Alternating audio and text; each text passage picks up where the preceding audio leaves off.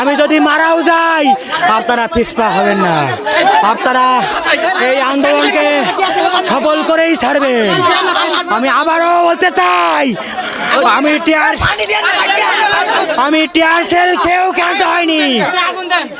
আপনারা যারা সুস্থ আছেন আপনারা পিছপা হবেন না, আপনারা এই আন্দোলনকে সফল করুন।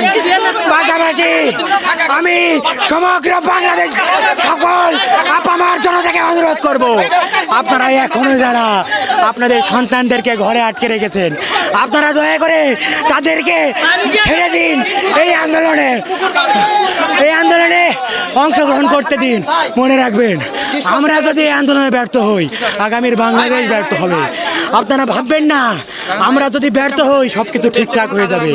আমরা যদি আজ থেমে যাই, এই আন্দোলন যদি থেমে যায়, বাংলাদেশের স্বাধীনতা সার্বভৌমত্ব